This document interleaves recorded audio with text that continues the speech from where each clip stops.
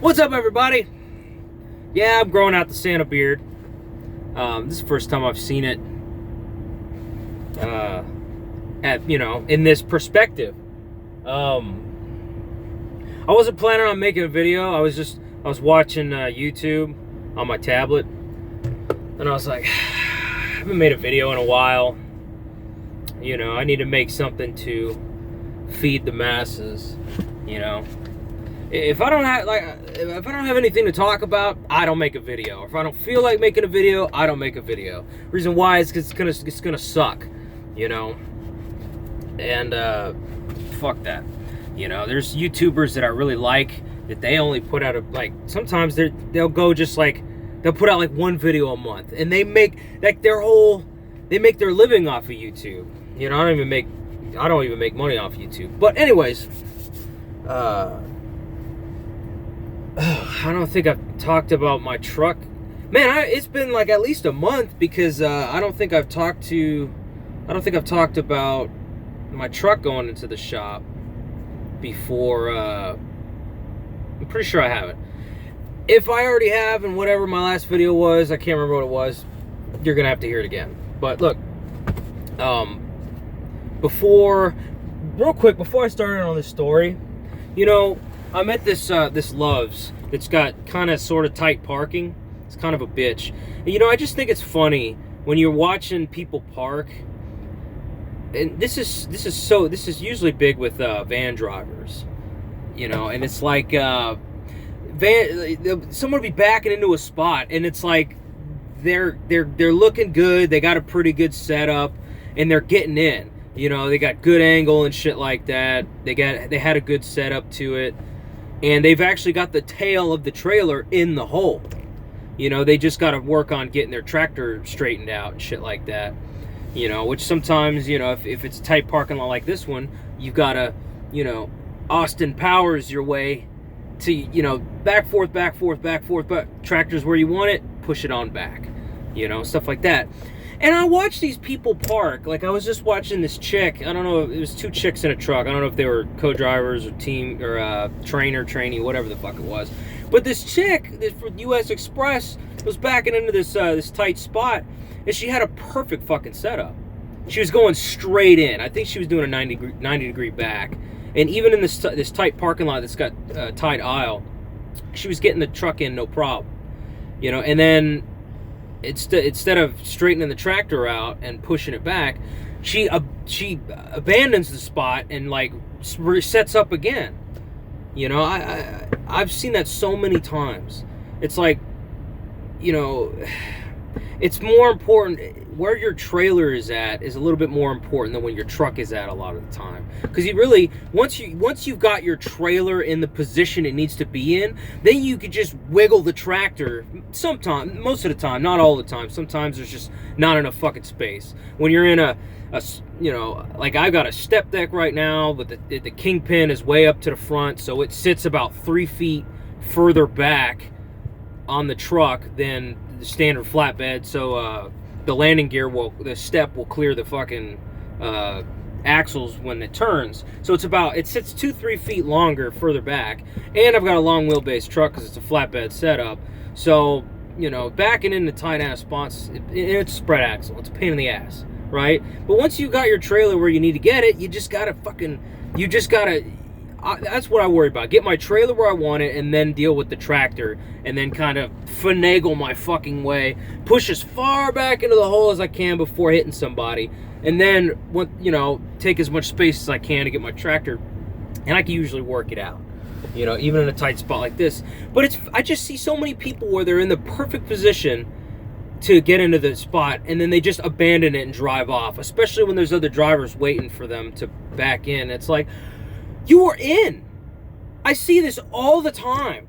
Maybe one of you guys can explain this to me. Like, if this is something you do, like the only time I abandon a spot is when there's no possible fucking way I can get into it with my setup, which I used to do a lot when I had the 53 footers when I drove for Western Express, and I was hauling 53 footers with that big 7-foot tail on the end. Because there's a lot of places that you cannot get into with that truck and trailer setup.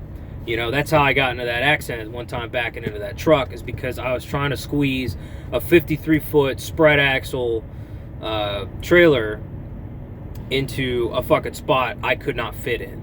I just did not have the space for it. You know, it was bad setup. But I just don't understand why people have, like, they're like, you're in. You're like got 8 feet of the trailer into the hole. And really the trailer's where it needs to be. You just need to work the tractor out. You know, but I don't know if it's like people are scared of hitting another tractor or what the fuck it is. I don't know. But I watch it all the time. I sit here and I see it day in and day out. But anyways, you know, last year, I guess, in 2017, I had to get my PM, my third, what is it, my 90-day inspection and my PM. When you lease, you're required to get a 90-day inspection done.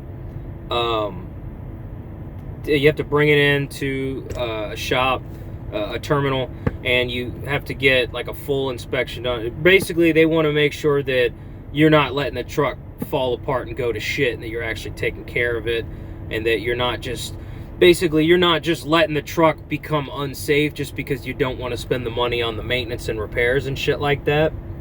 So they require you every 90 days to come into the shop, and every 90 days, I've already driven 30 to 35,000 miles or so anyway.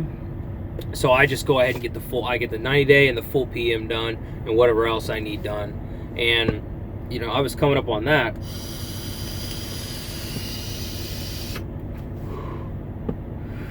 I've got these shitty coils that I've got to fucking, you know, suck on them for like fucking 10 seconds to get good vapor out of them. Anyways, I was gonna get this PM done the week of Christmas, like get it done and then catch a load back to Houston, right?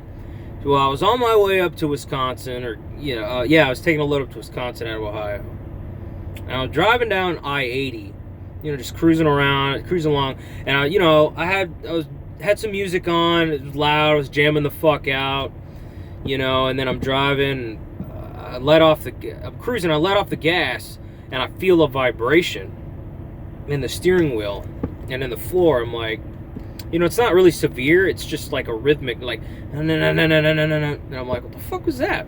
You know? And then I'm thinking it's the road surface. And then after a while, it keeps doing it, right?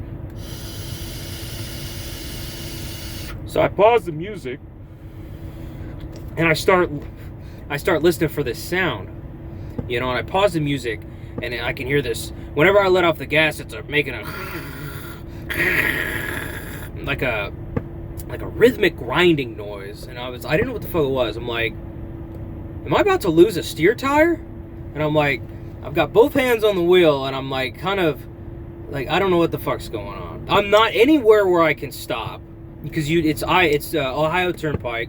You know, I might have been in Indiana at this point, but it doesn't matter. Out on the Turnpike, you know, there ain't a whole lot of places you could just jump on and jump off, whatever, service plazas and shit. They're 30, 40 miles in between. So I was like, okay, you know. After a while, I realized that it wasn't a tire. Tires were fine. I'm thinking, I could feel it in the gear shift. I could feel the grinding. And I'm thinking, fuck, there's something wrong with my transmission. You know? And I'm like, damn it, man. So now I'm thinking, this load's got to go all the way. I got to go through Chicago in traffic. I got to get all the way to Wisconsin. But I'm thinking, dude, if my transmission dies, the way this sounds, I'm thinking, I don't want to drive this anymore. I don't want to drive with anything this fucked up. You know, because when you do stuff like that, especially when you're hauling 46,000 pounds of steel on a 31,000 pound truck and trailer, you know, that's a lot of pressure to be putting on something that's about to break, right? Something that's warning you that it's about to fucking break, right? So I called up the dispatcher. I said, look, man, can I stop in Gary at the terminal and get my transmission get my truck looked at? It's doing something weird. You know, can I deliver this load on Monday? And he's like, no, can't deliver that on Monday. You know, because when you sign a percentage contract, we can't do relays. It's kind of an avoid at all costs type of thing. We never pick up loads that someone else has picked up. You know, we can't drop them for other people. It's just if I had to stop in Gary for repairs and the trailer, there's either two things that would have happened. One, load would have been like one or two, it would have been a day late or 2 days late or something like that, right? And that would have been a big problem with this customer that we have an account with, that we run a lot of loads. I mean, I don't know. I mean, the steel that I was running came from, like, we run them all the time, constantly. And, you know, it's steel slinkies, and it's like, when I drop off these steel slinkies, I'm dropping them off at a place where there's a million other steel slinkies. So I'm thinking, what is 10 slinkies in a sea of literally hundreds, probably thousands of slinkies that this place has, you know, sitting in their yard? But, you know, that's above my pay grade, right?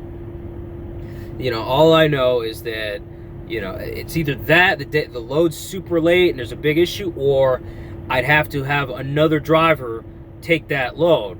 And what would happen, well, I mean, what my contract says is I've got to pay I've got to pay all the money that rail would have to, all the costs that rail would incur by taking that load and on to delivery. I would have to pay that out of pocket.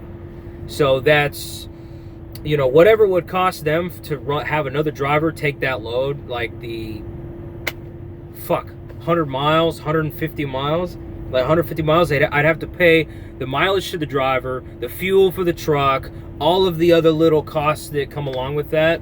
So I basically, you know, I would have lost everything I was going to make on the load. I'd have to have probably paid it back to rail in order for them to take that load on. You know what I mean? So I'm like, you know what? Fuck it. I'll just run it in and then go to our Appleton terminal, which is not too, it's like an hour away from where I was going to deliver, right? Vaping makes you thirsty sometimes.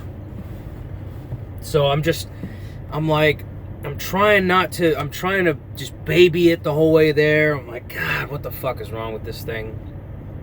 You know, I didn't know what it was, and you know, I got there, delivered super fast because my clock was ticking down, and I was like running out of time on all my clocks, even my 70 hour, and you know, I had to get there and take a reset and all that shit. So, you know, I delivered and I hauled ass over to the Appleton terminal. On my way to the Appleton terminal, like a light bulb went off, and I said, I just realized what's wrong with my truck.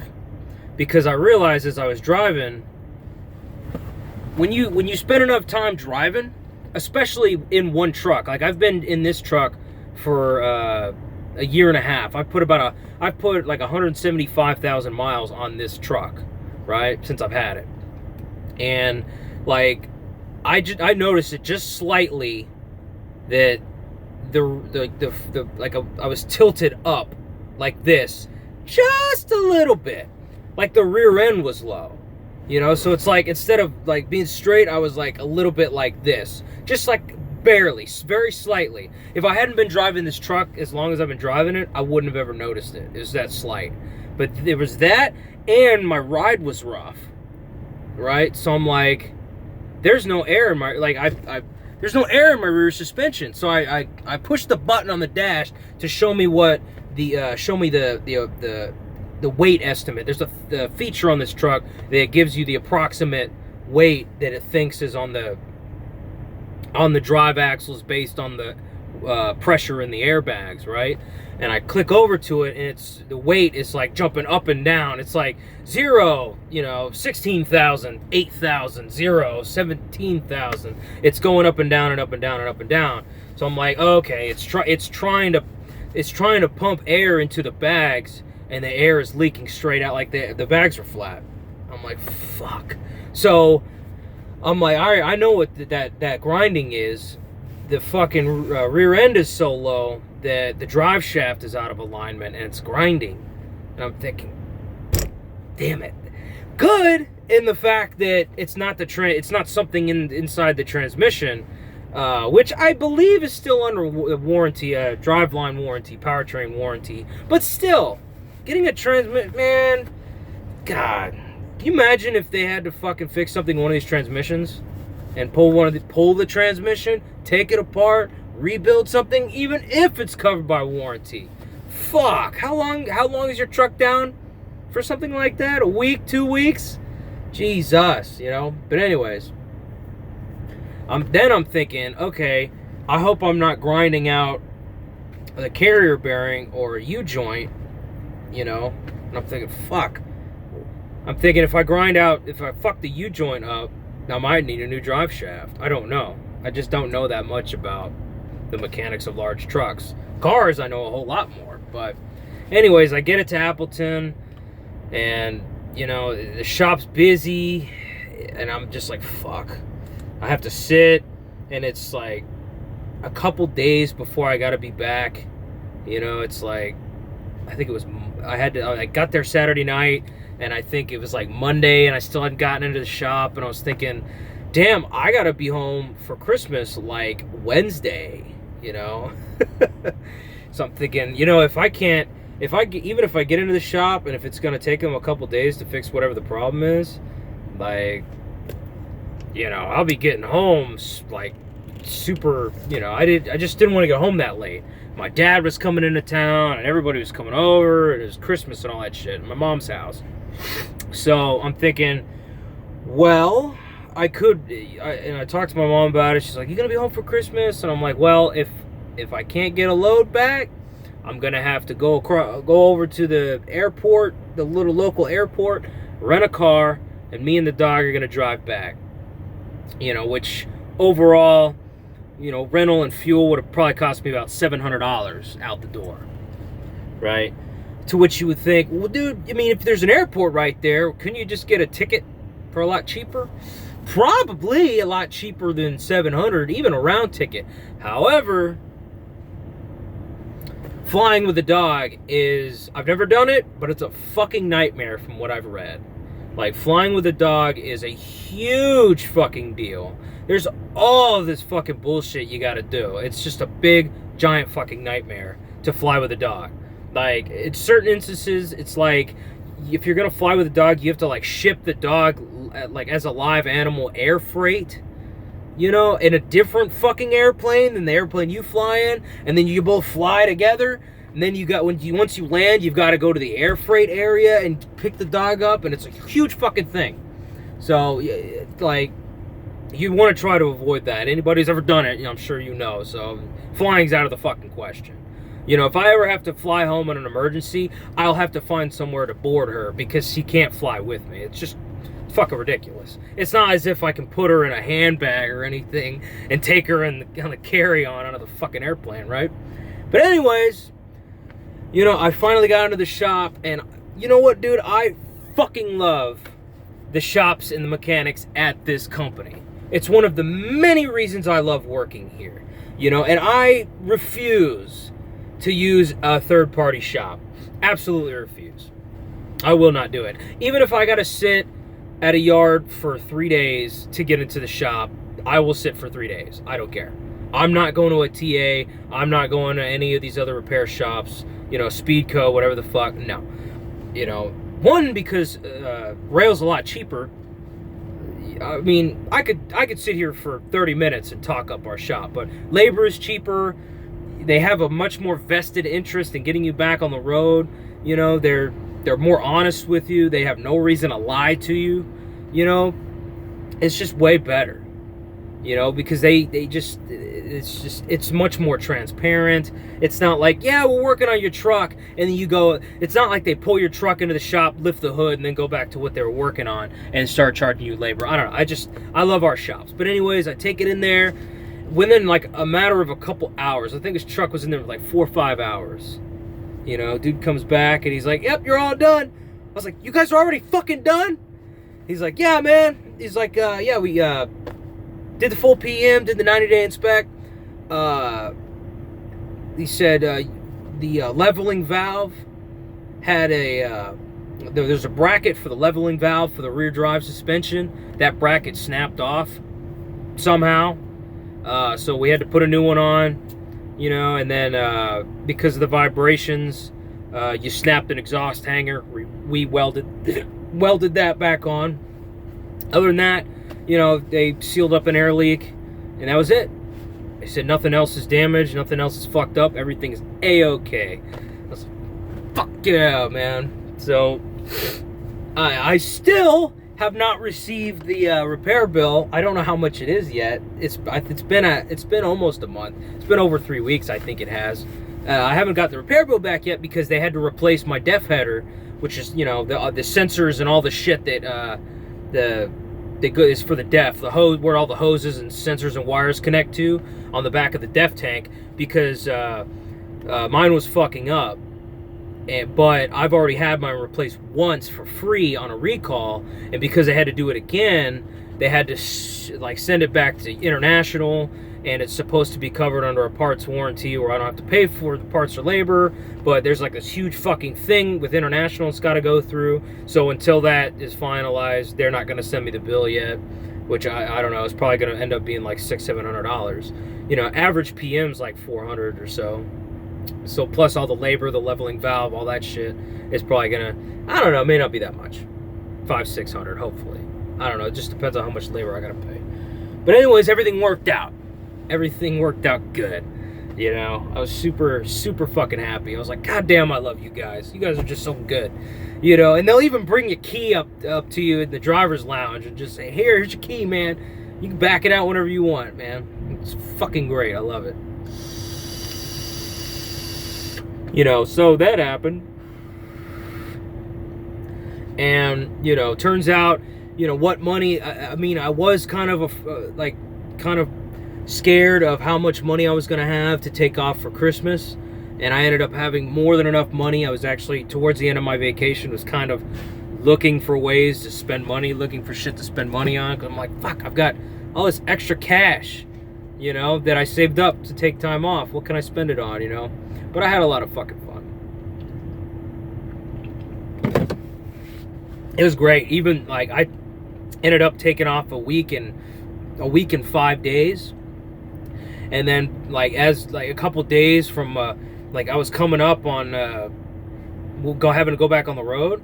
And they sent me a pre-plan. They're like, hey, do you want to take this load? I was like, ah, shit. I was enjoying being off so much. I was like, you know what, man? I'm going to stay home for another 2 days. Is that cool with you? Can you just find me another load in a couple days? He's like, yeah, no problem. No problem at all. So I stayed an extra 2 days, made it a full 2 weeks. The longest vacation I've taken since I've been out here for 2.5 years. Oh, God, it was so hard this time to come back on the road. I was enjoying myself so much.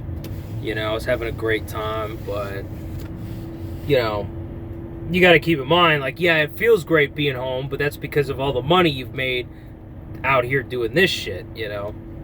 But anyways, you know, I did one thing I did find to spend money on was my Mustang, you know, my which is my, you know, I've talked about a little bit, but I have an 03 Mustang GT 5-speed manual, and it's originally I bought it years ago as a project car. You know, at the time I bought it, I have an F-250. And at that time, I was driving a company van for the company I work for, and then I bought this, so I had fucking 3 vehicles, you know. And I drove my company van during the week. I drove my girlfriend's car whenever we did shit on the weekends, so I almost never drove my F-250 at all. And then I drove the Mustang sometimes, you know.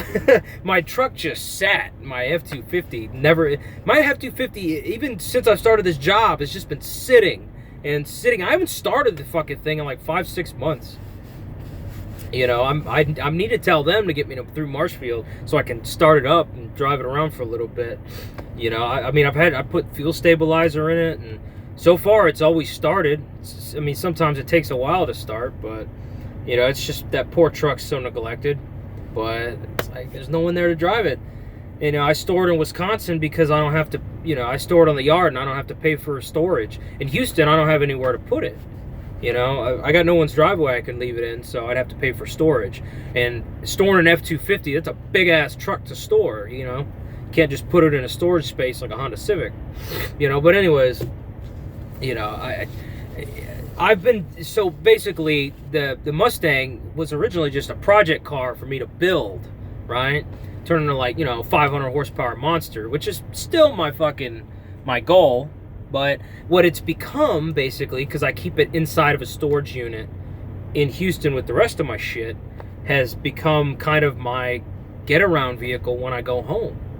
You know, when I get home, I have my mom, my sister, or somebody drop me off at my storage unit to pick my car up, and I use it to drive around and hang out with people and get stuff done and stuff like that when I'm home. And I basically have just been neglecting it, too. I haven't put any money into it. You know, and it's gotten, like, things are, you know, I got the oil changed. You know, I only put like 1,500 miles on the synthetic oil change. And I just went ahead and got it done because it'd been 3 years since I changed the fucking oil. You know, so I'm like, I haven't even put enough miles on it to justify the change, but it's been sitting for so long. And I just haven't been putting any money into that car. You know, now I got a check engine light on. I think I've got a leak in the evap system that's throwing a light and shit. That needs to be figured out. You know, I got drunk and I slept at my buddy's house one night, and my fucking car wouldn't start, and he was so hungover he wouldn't even wake up, so I had to get up with like a couple hours of sleep, and we got plastered the night before. And his dad helped me out, knew a shop around the corner, you know, and it was like this guy that doesn't even speak English, so like my buddy's dad like spoke Spanish to him for me. He's like, yeah, he says he can, there's a fuel, we figured out the fuel pump went out on it. He says, yeah, you can fix it for $150 right now, cash. I'm like, all right. So we borrowed a strap from the guy, my buddy's dad. We tied it around the sway bar and pulled it down the block to this repair shop. It was fucking cool, you know, and he knocked it out in like an hour and a half and shit, 2 hours. But, you know, basically, I'm like, fuck, I need to start putting some money into this car. You know, it's just, I've been neglecting it for too long. You know, when I first got it, I went ahead and rebuilt the entire suspension myself, front to back, with some help from my buddy. But it was like on jack stands in my garage for like 6 weeks. With the wheels off and everything taken apart, and I like rebuilt the entire suspension, put in some special components and stuff like that, you know, and it handles like a fucking dream for the most part. It needs to get realigned. I need to change out some components and shit, but once I get it, the suspension realigned and retuned, it's gonna be fucking awesome, you know. But anyways, I was like, fuck, you know. One thing that's always bothered me about fucking driving that car, I love driving that car. It's so much goddamn fun. You know, there's not a whole lot done to it, just a suspension, and it's got a straight exhaust and a cold air intake and stuff like that.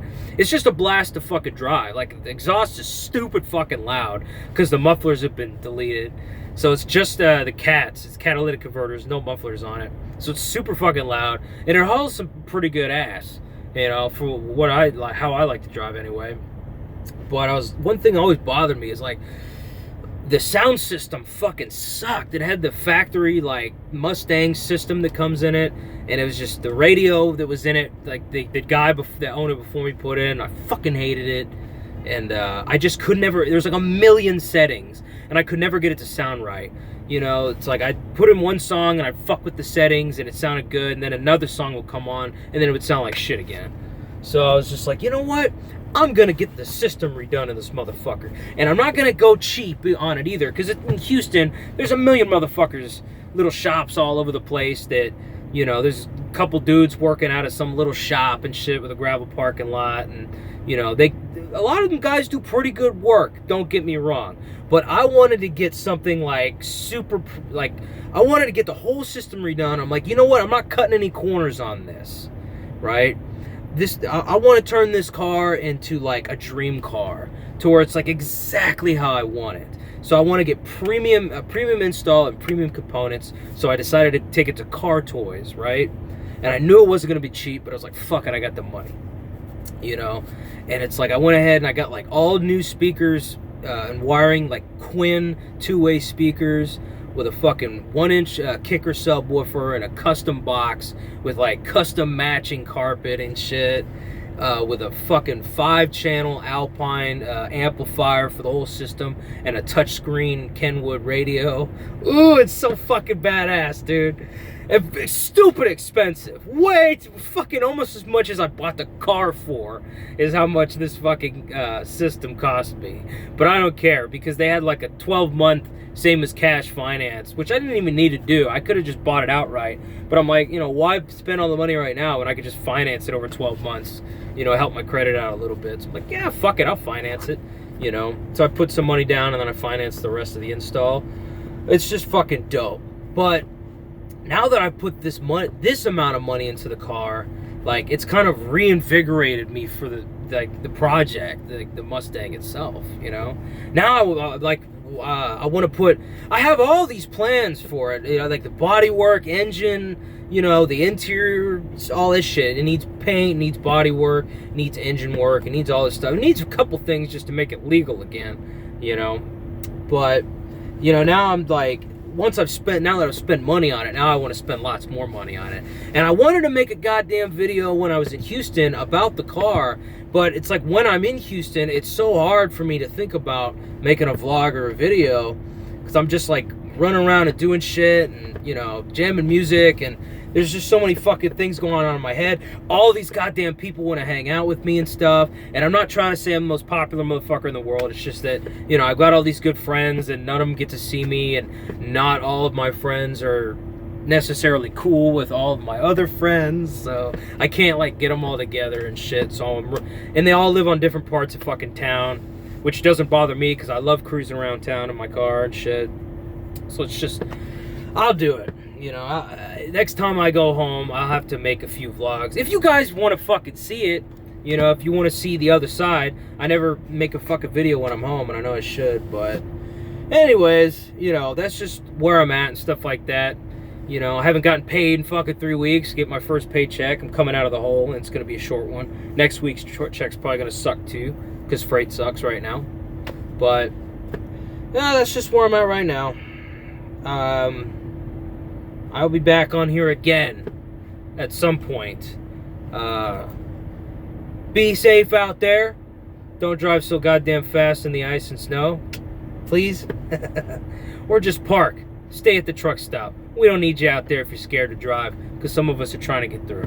But anyways, I'll talk to you guys later.